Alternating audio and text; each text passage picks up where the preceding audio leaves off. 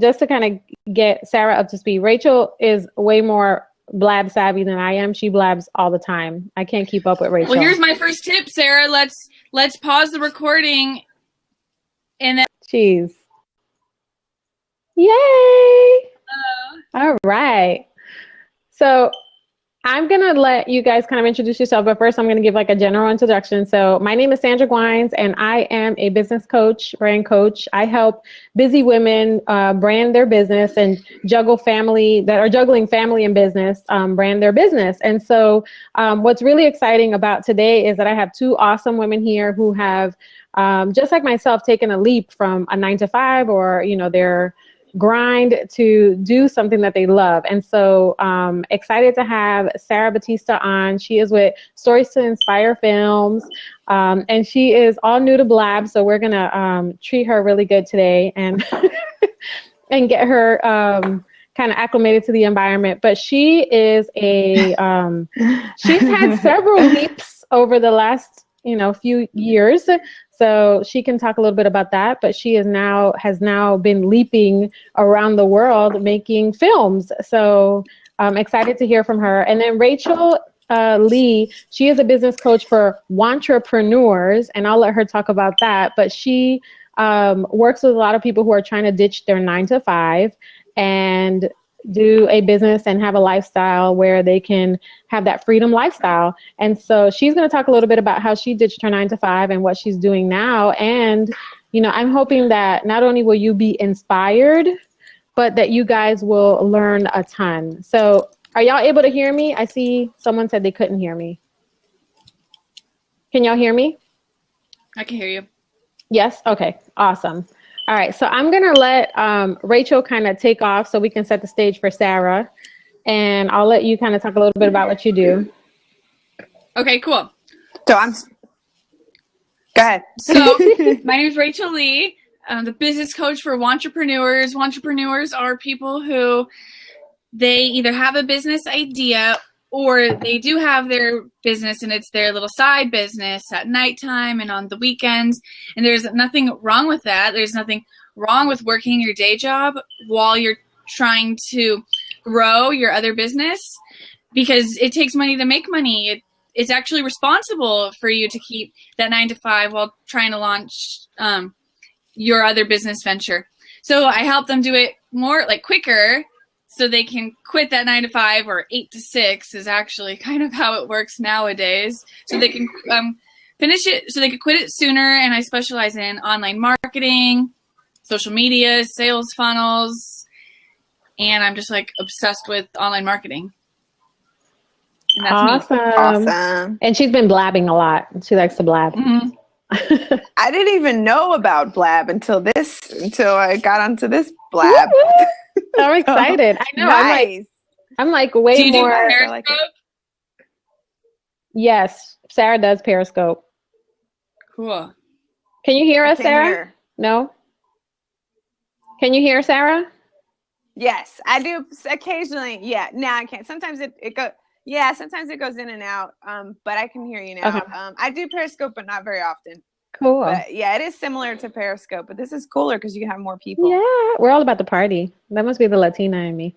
But I know it's called Knowledge Party. I know. Knowledge Party. I know. I like your little thing for Knowledge Party. Sarah, I'm going to let you, I don't know if she's frozen down there. She might need to log back in. Whoop, whoop.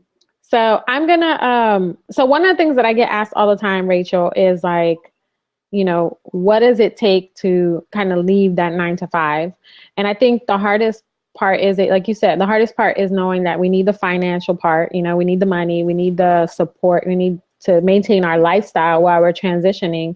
So, do you tell people are you one of those people that's just hustle at night or, whenever you can to make the dream come true? Or do you feel like, you cut the ties from your 9-to-5 and then you move into your business? Yeah, you can cut the ties from your 9-to-5 if you can. If you have savings and you can do it, then do it. The next suggestion is try to cut down on hours. If you can work 4 days a week, or if you have a flexible job, you can get less hours. If you can work from home, do some tasks from home, right, that is good too. If you can check in on your business on your breaks, on your 15-minute breaks, on your lunch breaks, pull up your phone and check your notifications you need to check and emails. That's good. I'm also all about setting up systems. So systems to make things easier. Love the systems. Love systems. And then if you systems, you can delegate and have other people help you with the systems. So I'm also all about virtual assisting and getting virtual assistant or delegating and getting help. That, is something to learn too. And then a lot of people are like, well, I can't afford an assistant. And I heard from Rachel Luna, if you can't afford an assistant, it's because you don't have an assistant. She said, no, repeat that. If you can't afford an assistant, it's because you don't have an assistant. Okay. And I'm actually on Sunday doing a whole talk about outsourcing and virtual assisting. I'm not an expert on it.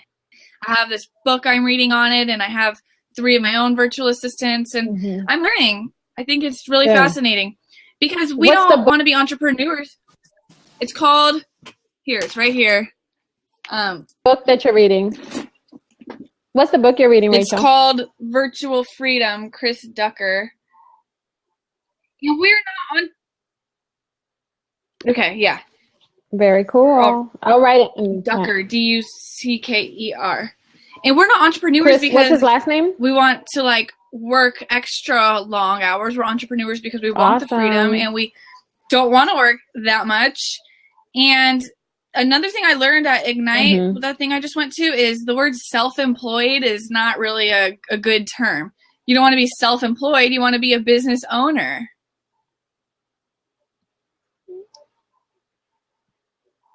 Yeah. And you don't want your business to be a job. I think that's a hard part is we feel like we have to make our business our job. You know what I mean? And so that's not what we want to do in the first place. Not that you don't have to work at your business, but that you need to have your business working for you. And so I think a lot of times people forget that. So I love systems. And I am, in the process of setting up a lot of different systems for myself because I have a course that I'm doing. And so I feel like I have learned so much about how to automate your life. You know what I mean? How to automate your life in not only your business, but your life, a lot of people are like, oh, I can't afford this or I can't afford that. You'll be surprised what you can afford. A lot of people don't even know what it costs to have a virtual assistant or what it costs to have things outsourced. And I think there's a scary feeling about that. Definitely. Can you talk a little bit about some of the things you do outsource? Well, I think a lot of us get paralyzed because we're like, oh my gosh, what am I going to post to social media today? What am I going to write in my email newsletter? And then we just don't even do it at all, or we spend so much time thinking about it, and then it just doesn't get done, and then we're not doing the income generating activities, which is working with the clients. So, for instance, I'll make a video. I'll make a 10-minute video. I'll send it off to my VA. You can actually even automate it. So if you do it from your phone, it could upload to the cloud, but I do it on my camera. My VA one of my VAs, because you sometimes need to get different VAs. Not one person can do everything unless, you do want to pay the $40 an hour for a VA in America or Europe or something. I need to plug this in real quick. So close. So close. Oh my gosh. Sorry. And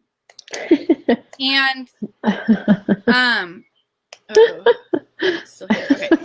And okay, Sarah's trying to come back in. Sometimes it doesn't work good on Chrome or on Firefox. And if neither work, then you might want to just try doing it with your cell phone and getting on Blab with your phone. And then later, are we opening up the seat for other people to call in to ask questions? Okay, cool. Awesome. Yes. Yes. So if you guys stay on for a bit, I'm just going to have them kind of introduce themselves, give you some of their like nuggets about leaping and ditching the 9 to 5. And then we're going to open up the seat and we're going to give people an opportunity to jump on and ask their own questions. Because I know you guys have questions out there. Tweet it out. So, or if you have like a question, you can do a /Q and it will go on the left side of the screen. So, but don't let, yeah. So it looks like this, guys. If you have a question. Okay. And then. So other things I have them do. I think Sarah's still trying to come back on. Edit the video for YouTube, put it on YouTube, make the YouTube video search engine good for the search engines. And then he makes a 2-minute clip for Facebook and then a 15-second clip for Instagram. And then my other assistant will take the video, embed it as a blog post, turn it into an email newsletter, embed it into LinkedIn blog post, post it on LinkedIn, post it on Google+, post it in my Facebook group, post it in other Facebook groups, post it on Pinterest, post the image on Instagram, and I just got tons of social media content from one video. Girl. Well, Rachel, that's funny. The first like page of this book is saying we all have a superpower, us entrepreneurs. We were bitten with the entrepreneur bug, like Spider-Man. I wonder, the screen looks weird to me. I wonder if I refresh my page again, if it would help Sarah come on. So let me just try that. Okay. So if you guys have questions, please go ahead and ask them. You can do a /Q and that will pop the questions up on the left-hand side for us. And then we know those people that have a question. I see Rachel's back on and hopefully Sarah will be able to pop back in. She's trying to do it from her phone now. The other day. Or she's trying from her phone. Well, we didn't practice ahead of time and she couldn't get it from her phone and then she didn't have a webcam on her computer. So it was just me. Okay. So one of the things I will say that's a challenge, like, we're trying to reach people. I mean, there are tons of people that are on now. And then later on, this will be on a replay so people can watch this. So if you guys are new to Blab, one of the things I would say is like, make sure you are kind of tuning in and learning from other people that are out here doing this already. Like one of the things I heard today and was like, don't reinvent the wheel. Like, don't reinvent the wheel. You have something beautiful and wonderful and that you're passionate about. Go and find your people and help them do what it is that you're, that's within your superpowers. You know what I mean? Yeah. No one can take your clients away from you, but the systems that other people are using in their business, those are things that you can replicate. Yeah. And it's like, why make my own mistakes when I can read this? Maybe so I'll let you answer 5 hours or something over the span of a couple of weeks and learn from his mistakes. And then the other thing I do is I have my VA, once I get the replay from Blab, have her upload it to YouTube. And they send you the audio, so I'm going to start getting them uploaded to the podcast system. Mm-hmm. So the audio will be podcast. And we had Sharon asked, how did you find your VA and do you use the same one all the time? I have 3, and I got them all on Upwork.com. And Upwork.com is cool because it takes care of like the payment processing and the time cards too. Cool, Sarah. I'm back. I try to move. People hop on probably at like 7:30 or something. Okay. So I'll just tell people a little bit about my story. So I used to be a TV reporter, and I did that for 10 years. And towards the end of my TV reporting career, I just started thinking, I wanted to try something different. And I was balancing a lot. I have a 16-year-old son. So I was, balancing being a single mom and working as a TV news reporter. Wow. And so it was a lot. And even though that was sort of my dream job, I was like, you know what, I really want to see what else is out there and see what else I can do. And so it was very, very difficult decision. It was very scary. And I eventually just decided to start my own video production company called Stories to Inspire. So the way that I did it was for about 9 months before I actually left, I kind of set the date in my mind about 9 months before I actually left, and was like, okay, this is the date that I'm turning in my resignation. And so for the next 9 months, I'm going to build a business on the side. I had no idea what I was doing. But I just started having lots of coffee meetings. One of the first coffee meetings I had was with Sandra. And I'm like, how did you do it? So I did a lot of coffee meetings, asking people, what kind of services would they like? I actually did a couple of free pro bono videos for people just to kind of, get a portfolio together. So by the time I actually put in my resignation, decided to leave, I had a website, like my website launched like the week before I left. I had saved like 3 months worth, which is really not a lot. But it was enough. And I had a whole lot of faith, and I was like, this thing is going to work or it's not. And so I just jumped. So that's kind of what happened. So that was 2.5 years ago. And I'm still okay. Like, I'm good. I'm really enjoying this place and space in my life. A lot of really awesome, unexpected things have happened since then. So it's been cool.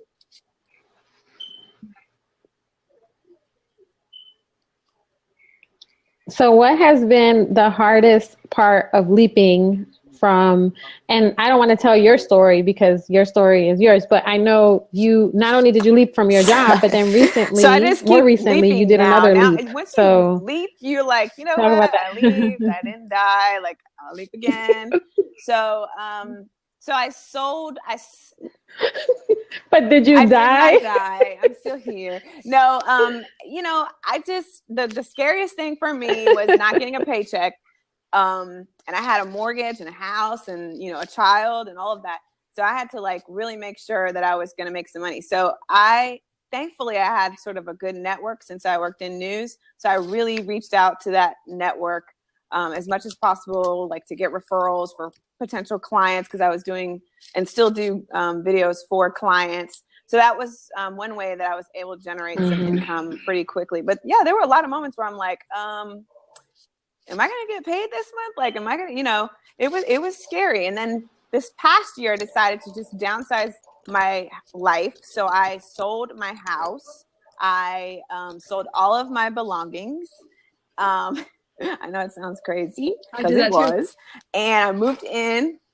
Yeah, so I sold everything, downsized my entire life so I could be a lot more flexible. And I have just been traveling over the past year, and it's hard. It's an adjustment. I mean, it's not hard, but what I'm saying is it's an adjustment getting used to like having that 9-to-5 mentality. And then all of a sudden, like you have this flexibility and I'm the type of person that needs structure. So I have to find my own structure now. So that's been sort of challenging, but it's totally been worth it for me.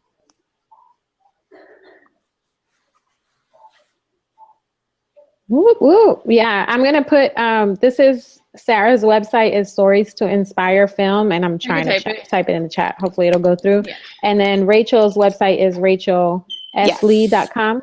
Okay. Go ahead and type that under there. Very cool. And Sarah's got, her portfolio up there. And then Rachel has a ton of good content for all you wanting to flee and leave the 9-to-5. I feel like a fraud when I talk about leaving my 9-to-5 because I have left my 9-to-5 so many times. I'm like a serial 9-to-5 leaver.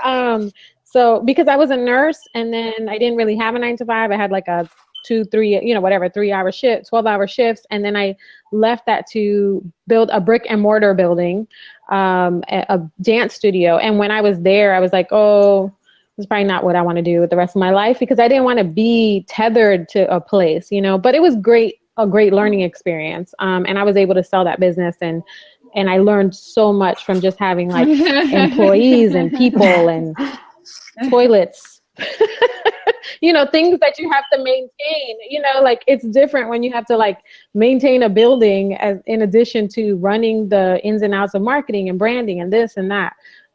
So I learned a ton from that, but I went back to nursing and then I left again. And my husband and I started a photography business.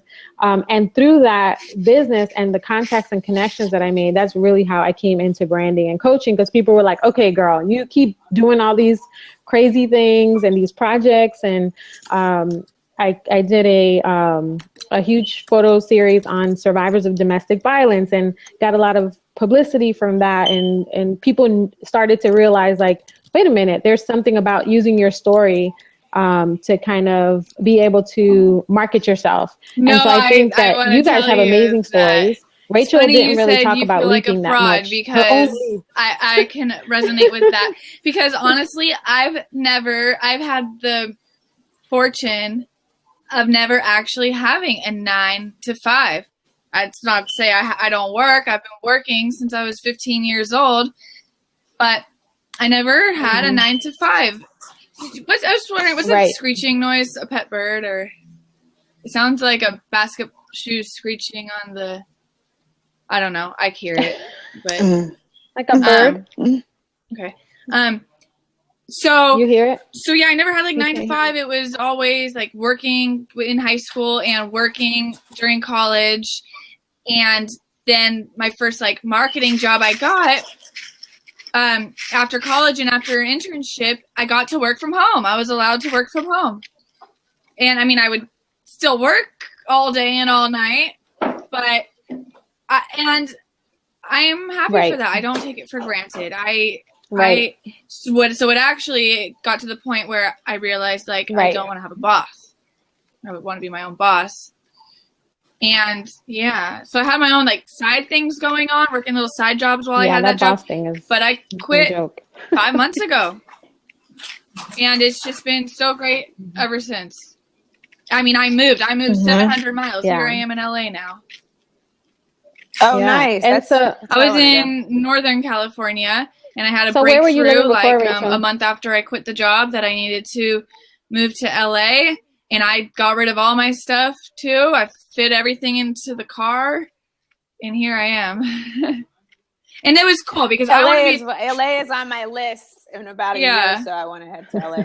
Because I'm living the traveling entrepreneur style, the laptop lifestyle. I just did my first like trip recently. And it was so great. It had so many breakthroughs. And now I am able to go to like all these conferences, business seminars, and just so cool. So what is because I know so many people, somebody asked about your VAs. Did you talk about that one?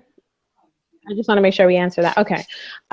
So one of the things we were talking about, Sarah, when you were like off and then on, and you've used interns, but basically like how when you're your own boss or whatever, like there's a lot of to-dos, right? And so then, I mean, one of the things that I think is important to know that you don't go into business to be a minion. You know, you don't go into business to be like doing all these little minor tasks and stuff. And so you go into business to do what it is that you're trying to do. So, or what your expertise is. So one of the things that Rachel was saying was that she outsources and uses a VA to do a lot of things. Yes, get out of the weeds, Sharon. So how has that been different from you? Because you went from like, working, like running and gunning and, live news and but you had support there, you had a support system there. So then going to working for yourself, it's been challenging. Now you're isolated. I'm also like a really extreme extrovert. So working from the house was driving me crazy for a little bit. So I actually joined a co-sharing space, which has helped. So there's like other people, working around. But when I actually had an intern working on the business before I even quit my job at the station. So I had what I did was I knew a guy who worked at a local art institute where they have like film students and film production students. And I just said, hey, do you know of anybody who would be interested in an internship? And from that, a girl reached out and she started doing her internship with me like 3 weeks before I even quit my job. So she was working on stories to inspire stuff before I even left. Yeah. Rachel, and I still keep in touch with her, and she was great. I remember. So what was her name? Rachel. Would help me Rachel. Get some of the admin stuff done, and I've had an intern at least 1 to 2 interns every single semester since I started. How do you get an intern? They've been.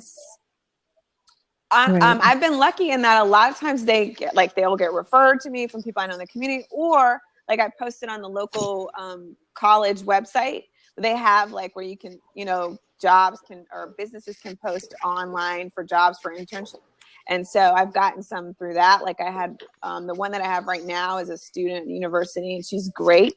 So the hardest part for me though was like figuring out what the intern was going to do. So I'm like, because I was so used to doing everything myself and being so like hands-on, and like I've just gotten to the point now where she helps me like with my schedule, coordinating my schedule. She can help with newsletters, posting like Eventbrite stuff, social media, like little things, responding to emails, doing proposals, so that I can be out there like talking and networking. And I give her the content, she puts it into a PowerPoint, so things like that. And then I give them a stipend like for the semester. But they learn a lot, and they like it because they get to be very, very hands-on. Do you have to do like special paperwork with the school? I want to get some interns. Do you work? So you have to work with the schools. It's really a lot less complicated than because I have other friends who have small businesses, and they're like, oh, it seems like I don't feel like a real enough to have an intern, is what they say. They're like, I'm just one person. Like, why should I have an intern? But the interns benefit because they get to work with you one-on-one. Right. And if you're good to them, they need the experience, just, like putting them to work, but also like investing in them and mentoring them, which is what I try to do, then it's worth it. So usually the university will just make you sign off, something very simple. Like it's not, and they get credit for it too. Yeah. So it's a win-win all the way around. Yeah. So I want to have an internship and I've been lucky. But the one thing I will say is that I treat my interns, even though they don't get paid, but they get a stipend. I've learned over each semester that I treat them, since I'm such a small business, I treat them like employees. Like I make them fill out application. I call their references. Like I've gotten serious about it because they do so much with my business that I want to make sure that I'm getting a solid intern that is like, really invested and wants to like learn and grind and hustle basically. Yeah. So it's been good for me. It's been a good situation. Very cool. So what is because of course we want to like all these resources and kind of, how to make it work. I think those are amazing, but what is the dream? Like what has been like the most amazing part of having this lifestyle of, like you took a leap, and what has been the most amazing thing, that you've learned about yourself or that you've experienced from this process? Well, for me, I think it's just been reinvention. Either one of you. Like going from, I consider myself a creative person, but when you're in news, you become sort of like everybody else, and it's like cookie cutter, And so for me, leaving news, and like that's the only career that I ever really had. That's all I ever wanted to do. So I had this like this mentality of like doing things a certain way. So now that I have my own business, I have to like recreate how I do things and like figure out, okay, who is Sarah really? Because I don't really like to wear suits. Like I don't really like to like play every day. Like, I mean, like I like, you know what I mean? I would much rather be in jeans and t-shirt. Like, is that okay? Yeah, it's okay because I'm my own boss now. So I have to like, these are things that I've had to like, deal with. But some of the exciting things is just traveling. Like I've done a lot of traveling and met a lot of people, and things just sort of line up when you're in flow with what I think you're supposed to be doing. And that's been the fun part about it. Yeah. Yeah. Somebody asked a question. I'm going to grab another book. Very cool. What about for you, Rachel? Yeah, Vicky, yes. Activities do you give interns? Oh, hold on. What activities do you give interns? She did say, though, Sarah. she has them do, like, admin Where'd Sarah work. Go? We lost Sarah. Put events on Eventbrite. Maybe. Yeah. And she had, the one girl was doing editing for her videos, I know for sure, and some graphics, stuff like that. So I know that from just knowing Sarah. But hopefully she'll be able to hop back on. But I do, I think that it's also, you know, part of when it gets tough, because it's tough sometimes, right? It's not easy when you're your own boss and it gets tough. But when it gets tough, I think remembering the why you're doing this, you know, and everybody has their why. My why is I want to be able to have a lifestyle where, you know, my husband's in the military. He's going to retire soon. And I want to retire my husband completely because he has been the sole, you know, like he's always been working because he's been in the military almost 20 years. And so I want to be able to say, okay, honey, you don't have to go back to work. Go do whatever you want to do. And, you know, that my business can bring in the income to, you know, make that happen. And I have a little girl that I want to be home with, and I don't want to miss out on those moments with her. She's 7 months old, and it's important for me to be with her, you know, right now. So I think, you know, knowing your why, and like, and I don't know what your why is, Rachel, but in your, you know, one of the things I asked Sarah was like, you know, what has been the most like rewarding part of this? And, you know, and then like, do you get to experience your why? You know what I mean? Like why? So, well, this, this is another one I'm just starting. Think and Grow Rich for Women. Uh-oh. And my bookmark is Vicky's on here.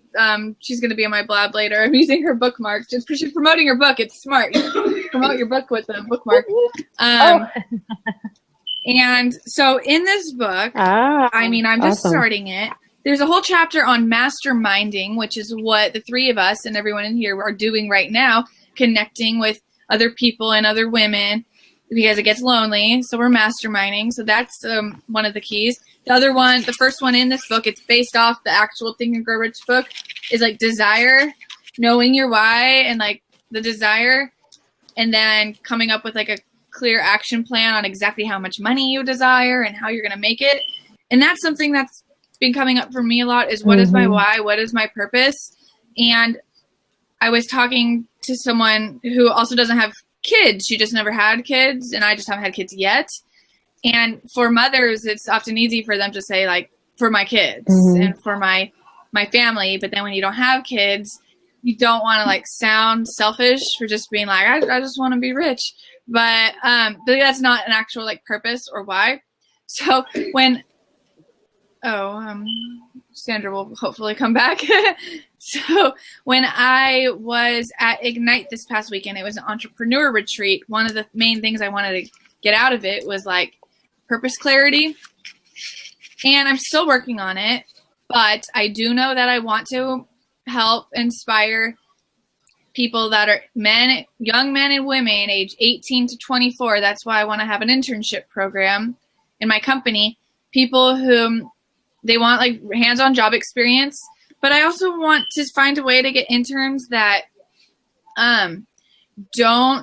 aren't in traditional school. Maybe they don't want to go to college and they want to learn other ways through online courses. That's not the traditional college. Also, I want to help out young adults that have been through legal trouble and they can't get a regular job. I wonder, hopefully Sandra can hear us. But and it's all you know, coming out. But that's some of my purpose. And it's like, I think it's because my younger brother and sister are like that age. And when I was younger, I got into some trouble, and it affected my ability to get 9-to-5 jobs. And it's all happened for a reason. It's all a blessing and got me into the path I'm on. I think for me, my why is because I told so many bad stories over the years. As I was like the crime and court reporter. So I got so tired of telling the bad news. And I was like, you know, there are a lot of stories that aren't making the news. And so a lot of what I do is working with like nonprofit organizations in the community, other people. And eventually I want to move into like TV and film development and produce content for film and television that is impactful and not just garbage. So that's my purpose and my why, and just, you know, just trying to be a good person. That sounds so like cheesy. And I dated a news reporter, so I got to learn about the industry. Hold on. And I don't okay. want to ever again, no offense to you. I just realized like he got desensitized to like sad things. All right. Yeah. I'm on my phone. Yeah. Can y'all hear me? Yeah. Very much so. Yay. Okay. I had to get off the computer. Yes. It was just giving me too many problems. So I'll be doing it from my phone. Can I turn this or no? Nope. No. Okay. All right. So No. very cool. So now I'm gonna be like all extra close so I can type too. But I think that's like the part of leaping and doing this whole thing is like you don't want to have just like your everyday normal, you know, you want to experience new and different things. And I think that's what's, you know, the key to it. And I think that people need to know like those things that we were saying before, like, yeah, it is isolated, but you can get support, you know, through whether it's networking like this and having a mastermind, or whether it's, you know, hiring a VA or having an intern or having some kind of support, and that it is possible. Yeah, and a coach and a coach. Definitely. Yeah. It can't. Yeah. At least one one-on-one coach. And then if you could be in a group coaching program, have accountability partners, go to seminars. Right. Yes, we're working for ourselves and working from home, but that doesn't mean you have to be at home. It is right now I'm in my like Barney outfit or whatever, but it's important to actually get dressed up, do your hair and makeup, get in the car, listen to some music, and like go outside and show up at networking things and like meet real people, shake real hands. Yeah. So how do you, because you guys have two different types of realms, like you do, Rachel, mostly like online marketing stuff. Sarah's doing a lot of, you know, she's connecting, but Sarah's connecting with lots of different people now, because then she tells me she's on a plane, she met somebody, she's going to go do a film. So who knows what Sarah's doing. But anyway, in real life, normal people. But how are you marketing how are you reaching people and letting them know about your, you know, what it is that you're trying to do with your business? Like, how are you reaching people? Once you leave, are you asking that to me? Both of you. I'm asking you both, but I'll let Rachel kind of answer. Okay, so what am I doing, or what is my suggestion for people? So you can do both. Okay, well, I'll do a tip. So my tip is get yourself online everywhere, and if you're scared, do it anyway. Just do it anyway, because everything you want is on the other side of fear. Yes. I actively look for scary things to do so I can overcome them, and it's an adrenaline rush. Karaoke, you're scared and shy, go to karaoke and do that, and then you won't be scared of anything. Or go on a roller coaster like upside down. But getting yourself online, so that's creating your website, your Facebook business page, your Twitter, your LinkedIn, your Instagram, getting your photo shoot done. If you don't want to spend a bunch of money on a super professional photo shoot, find a more affordable one. But my thing to you is, don't you want your launch to be a huge big bang? Don't you want your launch like, hey everyone, here I am, here's my business? Don't you want to surprise everyone and show them how serious you are and how professional you are? Right. And have everyone be like, wow, she came out of nowhere, like overnight success, and like give that perception that you are the success. And here's this analogy I love. You can get 14 karat gold earring hoops at Walmart for $56, and you can get 14 karat gold earring hoops at Tiffany's for thousands of dollars. They both are the same weight in gold, look the same. It's just the perception of the brand. So maybe you want to start a discount chain, discount store, or fast food or something. But I mean, I don't want to. I want to be a highly, highly paid consultant and coach. Very cool. Yeah. And I think that's important. I think taking the time to figure out what your brand is, so that when you do take the leap, you know what it is that you want to put out there. Because I think a lot of times we're worried so much about, you know, the monetary part of it, that we don't realize it's a, you know, my husband says it's a marathon, not a sprint. And so it takes time to build the things that you want to build. And so, you know, if you get on Periscope every day, if you get on whatever, Facebook, whatever your medium is going to be, or if you're on all of them, you know, as you decide, if you're consistent and you're visible, you will build your brand. Like it will grow. You know, I haven't been on Blab that long, but I said first quarter, I will be on Blab every Thursday at 7:00, whether someone shows up or doesn't. And it has been very, very good for my business. I have amazing results from people who are like, hey, I saw what you were talking about. I really want to dive deeper with you. Can I do a coaching call with you? And so I've been able to do, you know, discovery calls and book clients. I mean, I just got off a call right before this, and it wasn't even my ideal client. It was actually a male, and I work mostly with women.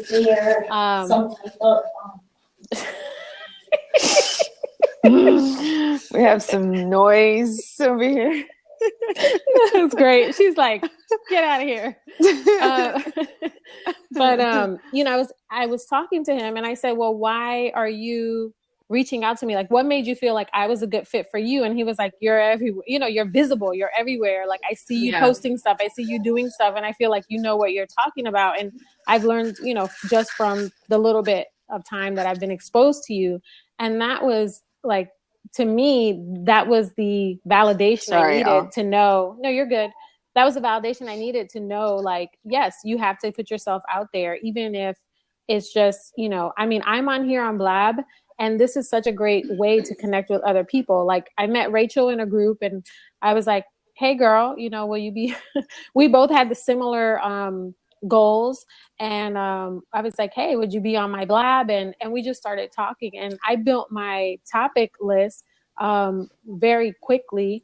And I actually came on Blab because I was in a blog group and someone asked me to join them on their, or we came up with the idea that we wanted to do something where we could have this style of communication, and Blab was it. So there's so many ways you can get out there. If you don't like video, although everybody should be doing video. If you don't like video, get over it. Yeah, everybody should be doing video. So I'm just saying, you know, Sarah is a great resource. So I'm trying to get her to collaborate with me in the coming months to do a course for you guys, because she's been in the world of film and production and forever, you know, and she's amazing at it. And one of the things I think is important is everybody wants to know like what to say.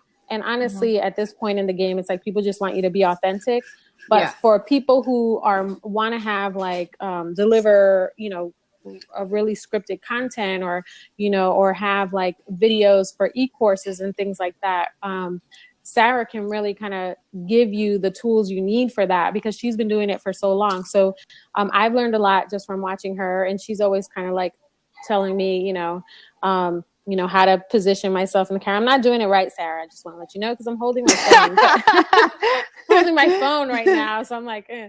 But you know, I think the big thing is put yourselves out there, and you know, video is amazing. Like, Sarah, tell us a little bit about your whole thing is stories to inspire. So everybody on here has a story, and how can they use their story to help them in, you know, launch their business? This is just like a little nugget so that they can love you forever, because you have so many good nuggets on how to use your story. Right? Don't do video in the bathroom. Don't do video in the bathroom. No. Don't do video in the bathroom.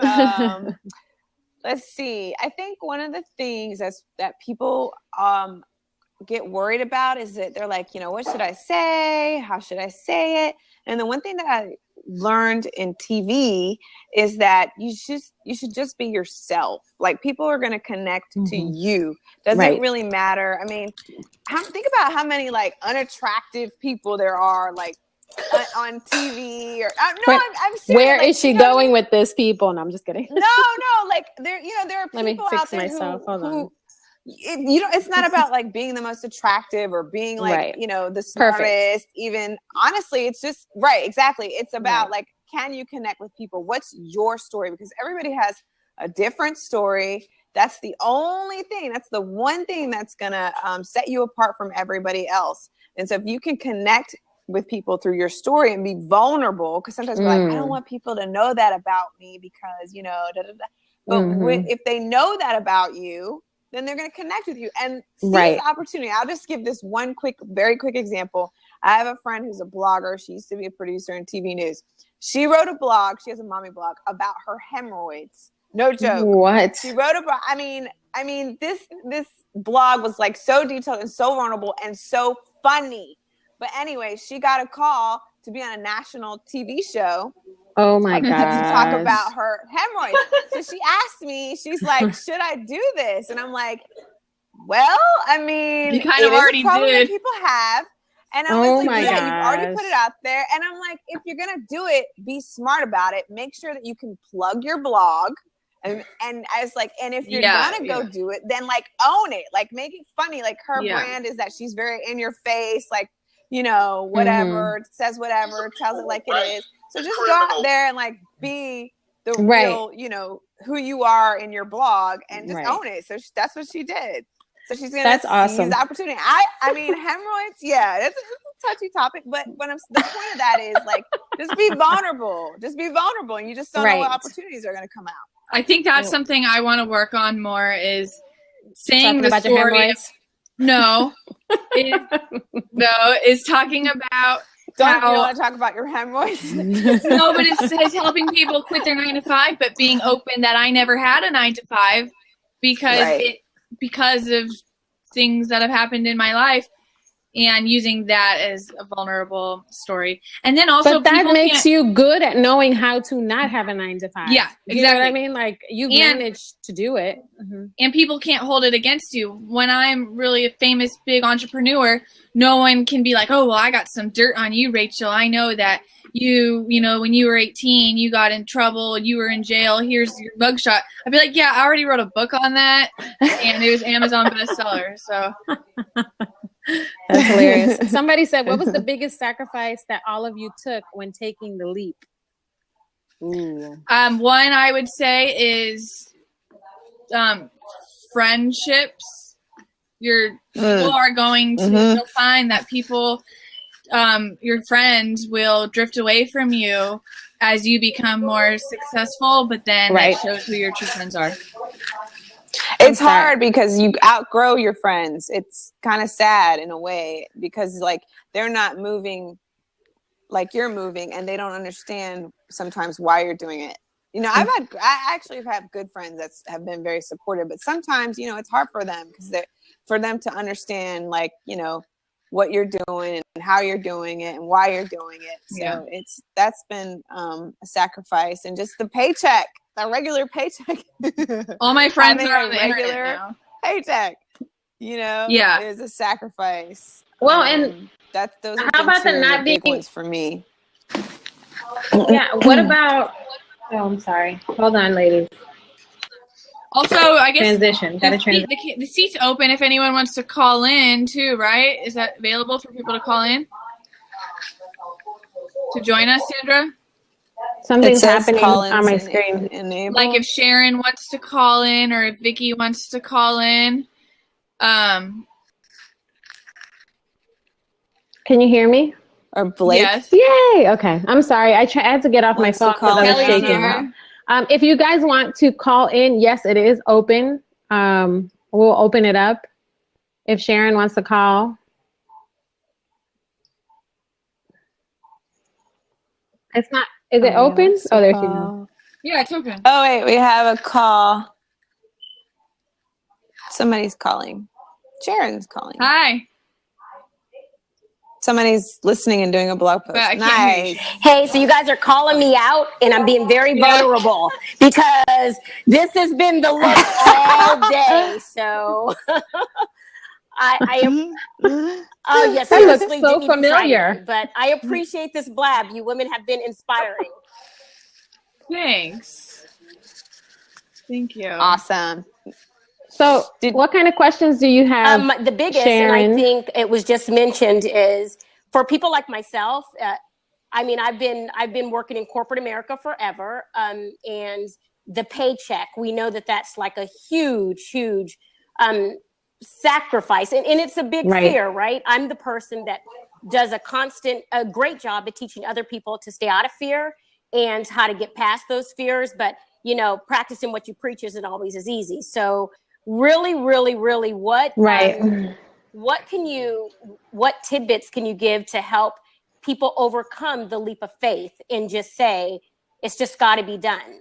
What did you do that just said, it's just got to be done? Yeah.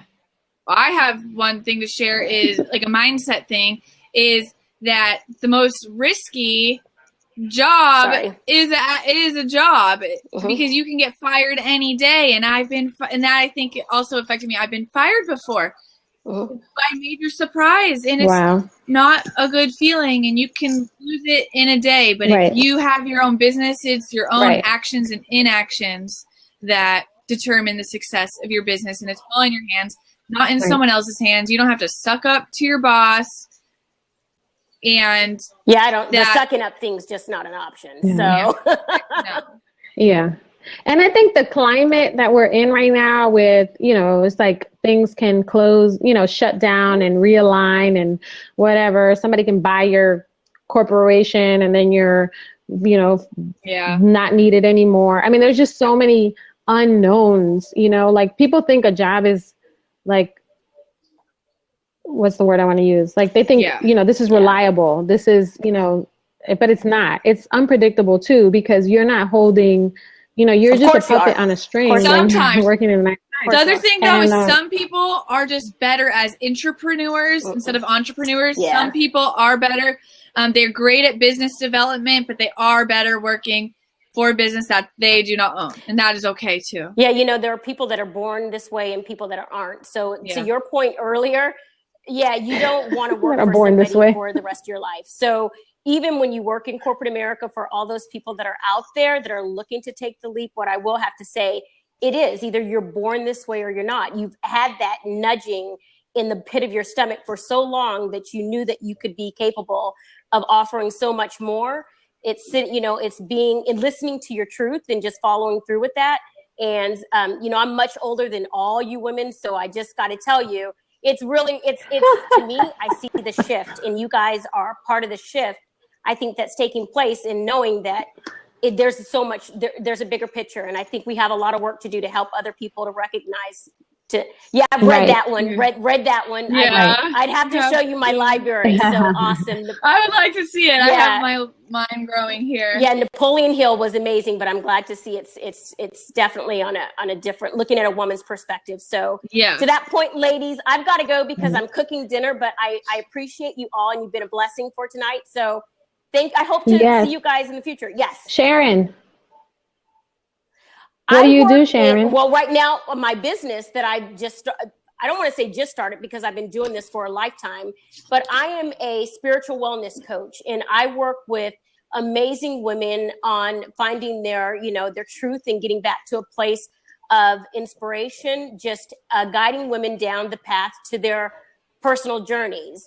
And on top of that, the reason why I've been so successful in this for so many years is I'm also an intuitive empath that has been, doing this for, again, a better half of, I want to say 40 years, but dang, that really dates me. But I really, seriously, it's not even funny.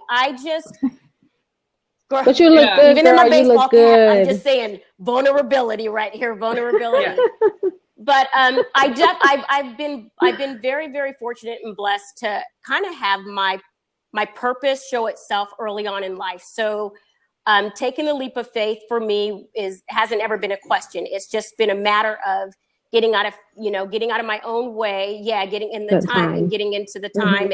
And it's just been, it's amazing. So I work with the most beautiful spirits. Awesome. So I hope to see some of you guys, down in your journey too. So we can all help feed each other's soul. Cool. Thank you. Thanks, Sharon. What's funny is Sharon's username is Inspired Coach, and Vicky's on here. Her business is Inspired Work. She should hop on. I saw that before. She has a lot to share. Here, it's Vicky? her first time. It's her first time on Blab. And we got a lot of first timers. It's kind of hard because you have to click your little camera button to allow permissions for your camera. So I have to do that every time. How do I not make it do that I anymore? downloaded Cam Twist, so every time I have to switch it back to not my Cam Twist. It works. Hi. Vicki and I met at the entrepreneur retreat. Hey, Vicki. Yes, so thank you again for such a wonderful session tonight. It's taken me a lot of courage to leave 9 to 5. I did 26 years in the corporate high-tech industry. Wow. And, wow. So what are you doing now, Vicki? I have my own company called Inspired Work, and I'm a career coach, and I help people find the work that they love. Ooh. Oh my gosh, there's a need for you because there's so many lost people out there. You know, I was kind of lost. I mean, there really are. I was kind of lost for a long time, but I didn't have enough courage because I was the main breadwinner, and I really felt that I had to honor my family commitments. So I figured out a way to build a real estate business first, and then once I became, financially secure with a passive income, now I've finally taken the leap to create my own Inspired Work and help others do it too. Wow. I'm gonna let me see. So Tammy has a question. It says, creatively speaking, a 9 to 5 makes me feel boxed in, like I'm working for the man, so to speak. I need to find my niche and make money at the same time, all the while living up to life's duties. I struggle daily with this. Do you get up one day and say, I'm done, I'm so lost, or I'm lost? And she's like super creative, photographer, makes jewelry, like super duper creative. And I wish I had some of her, like. I do think that you should get up and say I am done, but say I am done in 3 months, like in whatever time frame. Yes. And give a 2-week notice or a 3-week notice. So don't tell your work right away. Tell you unless I gave like a 6-week notice, but it just depends on your relationship at work. So 2 weeks is probably best. But definitely commit to yourself. Tell everyone else you're done. Like tell your coach or tell your accountability partner and your friends, and then commit to it. Can y'all see Sarah? Because I can't hear see her. Either. Yeah, I just like to add, I think it really depends on the person. Evan Pagan, who's an entrepreneur coach, he has a suggestion. He says, if you're kind of the person who really kind of holds back and kind of like delays on doing things, then maybe you need to throw your hat over the wall so you can't step back. You really have to make it happen.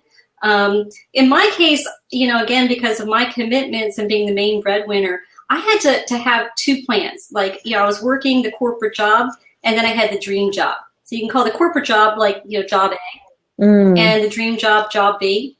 And so it was like I was honoring myself that I was letting job A, fund, my dream.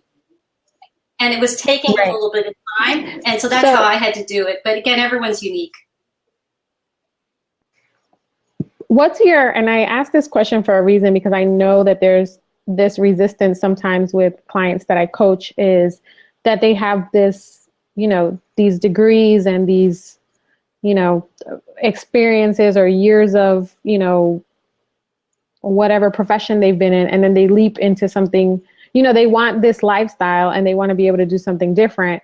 But then there's that feeling of like, well, I have these degrees in this, and I want people to know that. But I always say no one cares, and that sounds really bad. But I do tell my clients, like, who cares? Like, what matters is how can you help someone get from point A to point B with what your service is or what it is that you do. And most of the time, people don't care what your degree is in, unless you are, if you're a doctor and you're telling people, giving people diagnoses. Of course, they want to know that you're, that you're an actual licensed doctor. But I think for the most part that our stories and who we are is really what connects us with other people. So tell me a little bit about that, because I'm one of those people. Like it took me a long time to hang up my degree is on the wall, and I really value it because it's something that I accomplished. But it was really hard for me to let that go when I was trying to kind of, step out on faith in what I'm doing. And what I'm doing is what I have learned from rebranding myself over and over and over again in different business ventures. And it wasn't related to my degree, which my degree is in nursing. I have a degree in nursing. So it has absolutely nothing to do with business ownership, but I've been a business owner for almost 20 years. So, I felt like I know a thing or two about business ownership and about branding yourself, but I didn't have a degree in it. So can you guys speak to any of that? Because I think I know for sure, because I'm looking at some of the names out there, that people have that kind of question, like, you know, how to kind of step out when you know that you have your dream is to do something different than what you're credentialed in, if that makes sense. I have a couple thoughts. And I'm going to plug in my laptop while you guys talk. I would just say, first of all, you know, people often hire based on pedigree. So credentials can matter because if you don't have them, someone else does, it can keep the door closed if you really want to be in corporate America or some traditional jobs. So credentials can matter. The other thing I say to myself is, you know, life is a perfect journey. You know, if it was something that you felt you needed to do, it was something you needed to learn from. So if you got an education or you have credentials, whether it's in a different field, Sandra, you're talking about being, you know, having nursing background, I'm sure that was something that contributed to who you are and, you know, all the unique things that you were meant to bring out in this life. Totally. So I think we, you know, for us, it's about telling the story, but having, you know, the whole view. You know, it's everything that we are.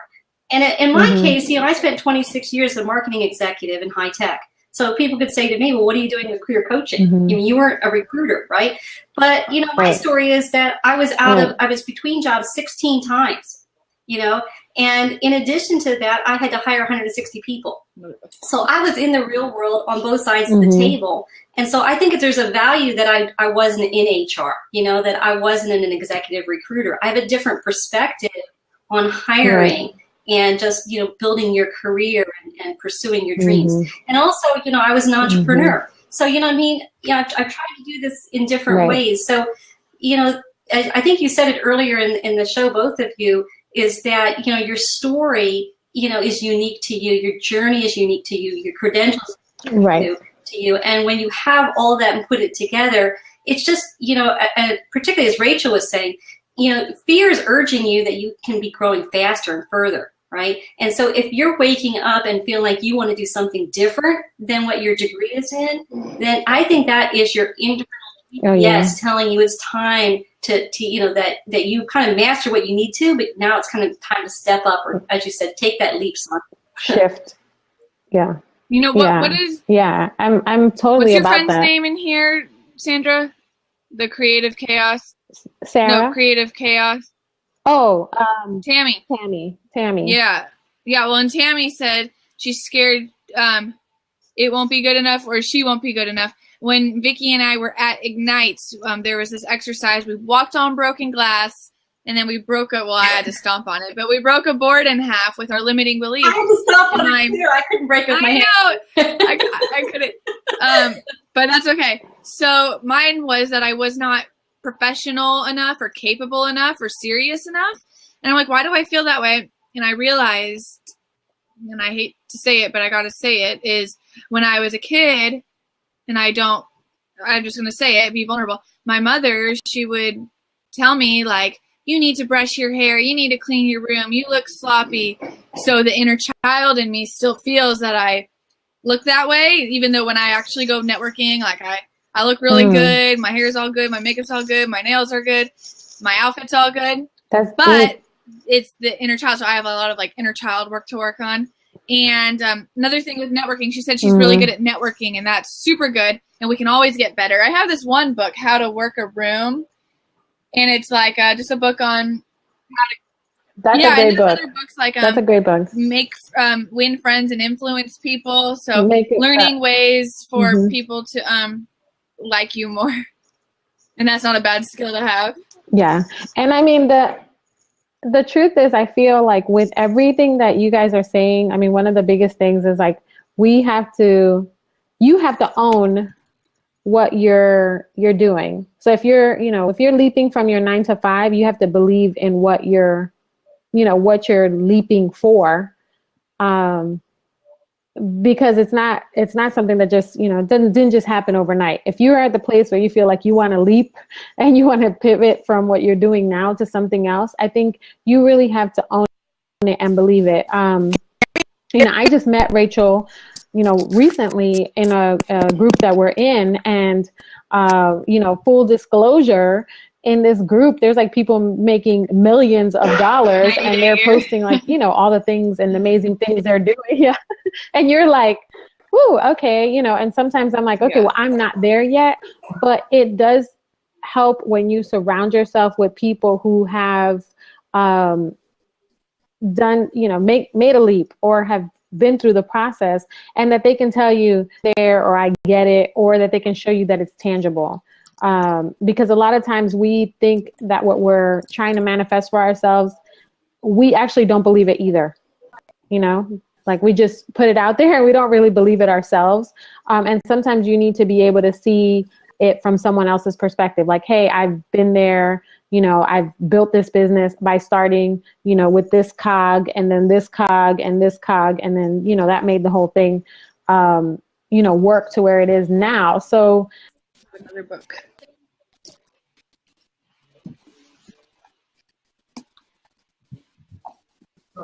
Oh, you froze, Sandra.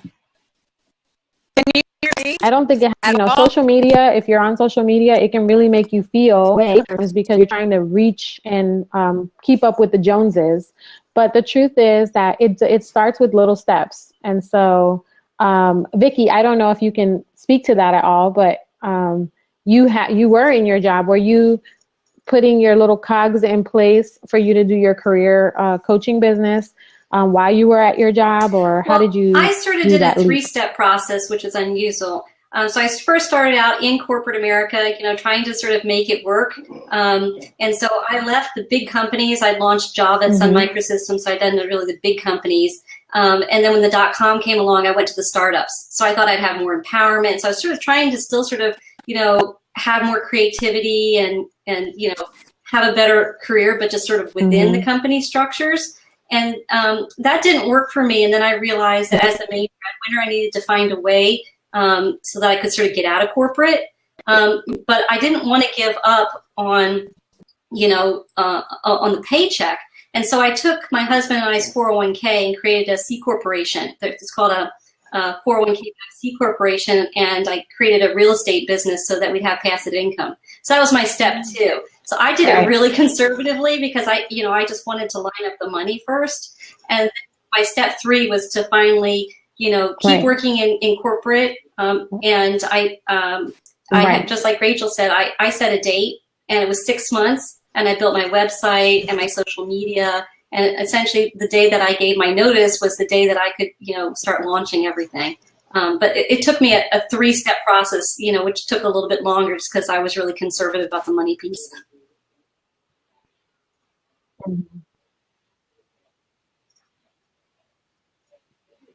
Right. And I think that's what you're saying speaks volumes to, you know, a person who is trying to make a leap and doesn't want to just jump. You know what I mean? Like, you don't have to. There's no, like, I don't think that there's like a magical formula for the leap. You know what I mean? I don't think it's like, okay, tomorrow I need to leap, or 3 months. I think it's what works for you and your situation, you know. When I left I left my 9-to-5 job, and I went part-time teaching. And then I went from part-time teaching nursing to my business. But I had to it was a step-by-step thing too for me. And being part-time and just teaching 2.5 days a week gave me the opportunity to grow my business. And that was how I moved into kind of leaping, but I've leapt a few times. So that was just my most recent one, which is a few years back. But yeah, I had to transition, slow and steady, and then, sever the tie. But I think that it's important for you to find out how you can, what's going to work for you and your family and the lifestyle that you want to have. Yeah, because I know, I'm married with no children. Vicki, you said do you have children? Or you said you were married, I think, right? Vicki? Okay, so you're married, so you have a person, a human that you're that you're tethered to. And so I just had a daughter. She's 7 months now, but before that it was my husband and I was doing all these leaps, and he was supporting me through that. But it is scary because you have that person that you know, you don't want to be a liability to your spouse. You want to be a support system. And so I think that it has to be what's comfortable for you. Like, and every leap I've done has been different. I have done like 9 to 5, severed the tie, opened a business, and a brick and mortar business at that when I did the first one.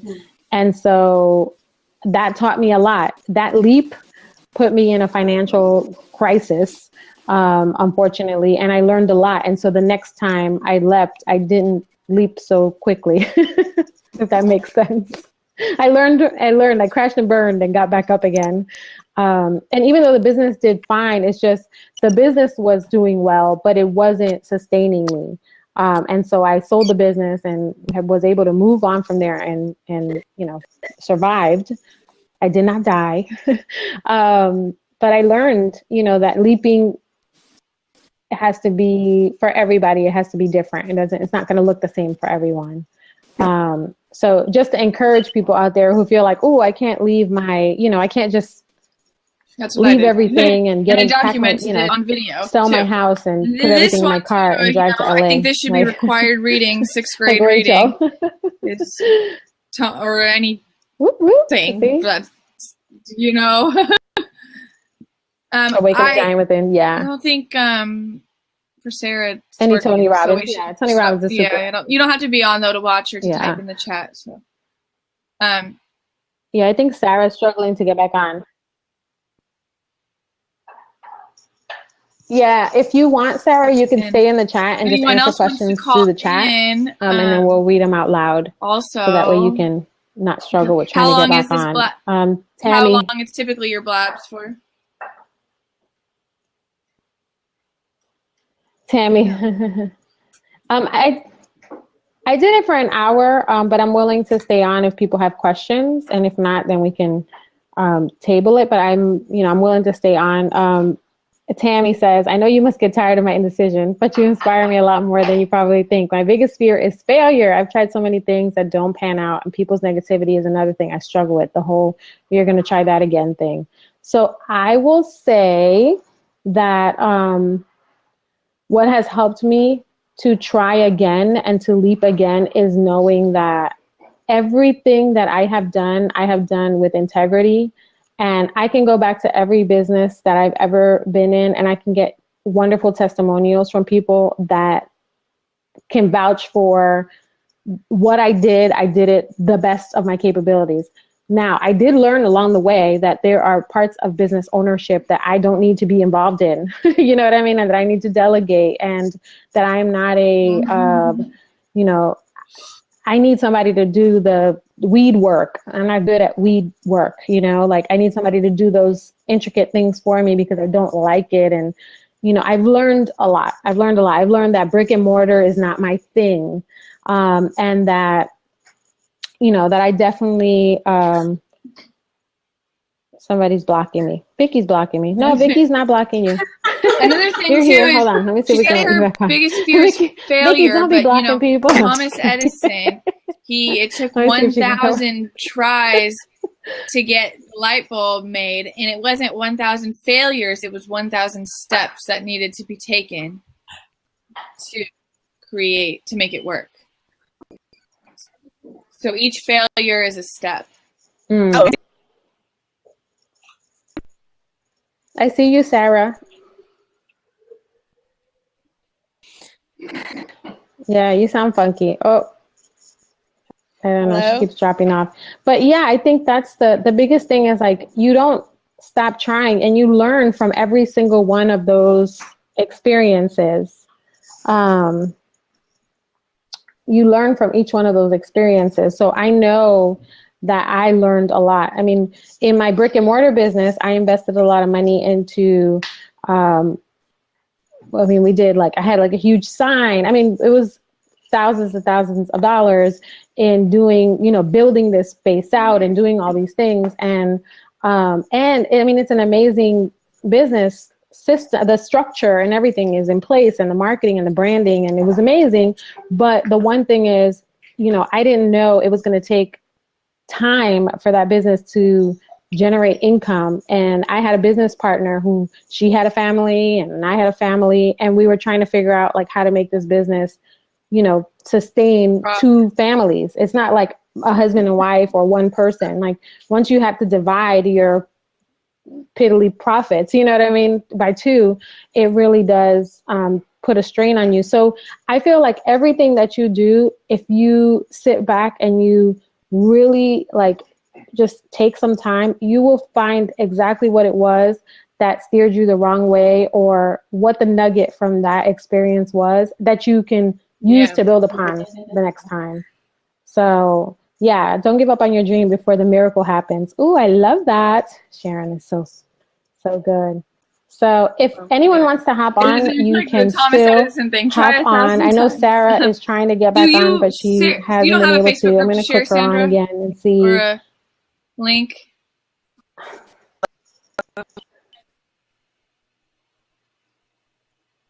I don't. No, I don't have a Facebook group now. No, but you can go to my website, which is brandyoulove.com. I'll post it at the bottom. And I shared a video, one of my videos, which is how to, it's all the video tools that I use for my video. It has my video webcam, so Sandra, all the things you need to your get website again? I think you missed online it. Doing videos. So I did share that. Brand You Love. Hold on. This is a video for you video tools. Can I share my website Sandra? is brand. I've copy and paste. It's copy and paste, and we learned this at Ignite. At the end of every speaking engagement, you always have something to offer. Yes, you can. Share. So for all you entrepreneurs here, I want to offer you all a free online visibility boost session. So we get on the phone, and I help you identify ways for you to get more visible online so you can attract more clients. And then I email you the blueprint of all the action items that you need to take. It's totally free.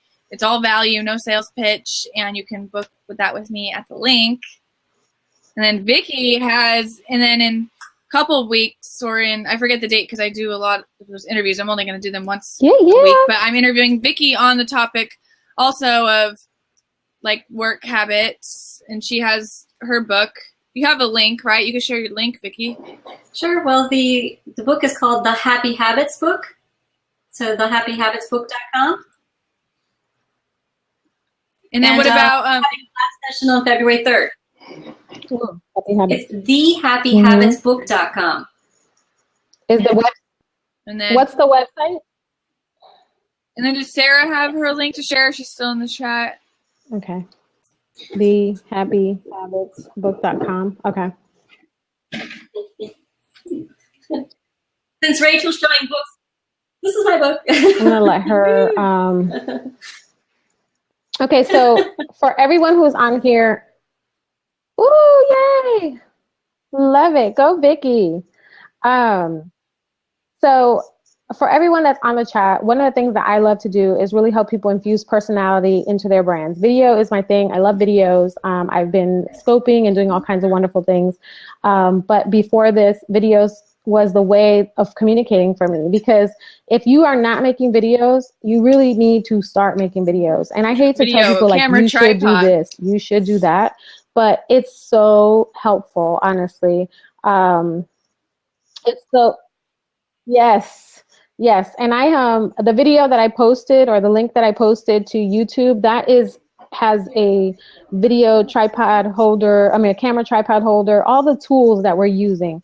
So don't be scared of video. And I will tell you, this is an example. I made a video, it was like in my house in the middle of the night, and I'm like sitting like this, and I'm like, look, people, like this is really what's going on. Like I try to do this for my business, whatever. Like I was being so authentic, and I was like, I'm going to post this video of me looking homeless. Wow. And that video, I mean, it went from like, 2 or 3 views to like 900 views that day. And I have no idea. I mean, it was just, I was telling my husband, yeah, so videos really do get you far. So if you guys are seeking visibility as far as your video or your personality in your brand and telling your story, like that is really my heart. I feel like everyone has an amazing story and they can do it. I will share my link as well if you guys want to book a session with me. This is a free coffee date. If you like coffee, if you don't, you can have tea. If you have wine, don't tell me because I'll be jealous. But you guys can book a session with me. Just as Rachel said, this is something that we do to kind of give you the tools you need, and see if, how can we help you get to a better place? And so, yes, we do coach clients, and we want, people to be our clients if they're the right fit, but we want to make sure that you know what it's like working with us. So I hope that you guys have enjoyed tonight, that you got a lot of good nuggets from it. Rachel has a show on, I don't know, you blab all the time. Consultants. That's Wednesdays and Saturdays. Interviewing Vicky on February 3rd, 6 p.m. I'm going to start just doing it on Wednesdays because I also started a show with Sonia, a social media marketing mastermind show on Sundays, 6 p.m. Pacific time. And in that show, at the end of the show, we give these out. We do a giveaway for stands, so that's really fun. And then I'm all around blab, hopping in other blabs. Not all the time. I mean, I'm working too, or in my Facebook group. But we're always connected to the internet. Right. So Yes. Vicky, you did post your book. Okay, you posted your book on there. So you guys have had the opportunity to kind of see, I feel like this is a good, diverse group of women doing different things. And also, I feel okay saying this, but age range, we have a very diverse group. And I think that just is even more validation for you guys out there. There is a piece of this pie for you out here to do what it is that, your gift that God has given you. Everybody has a gift, that you can really use to help connect with someone else. I feel like whatever your gift is, don't be afraid to share it with other people. Even if you think, I know Tammy was saying, people are like, oh, you're going to try this or try that. You know what? Don't try to sell to your friends, first of all. That's my one tip. Stop trying to sell your friends. Go out and make new friends. Go make digital friends. Right. Be of service. Show people how to do things. So one of the things, Tammy makes jewelry. If I can give you a tip, would be show people how you make your jewelry. Give them a behind the scenes of you making your jewelry. Don't put the YouTube video on Facebook. God, put the Pinterest, actual, people love that upload stuff. it straight to Facebook. I love that get stuff. More visibility. Yes. Upload the videos.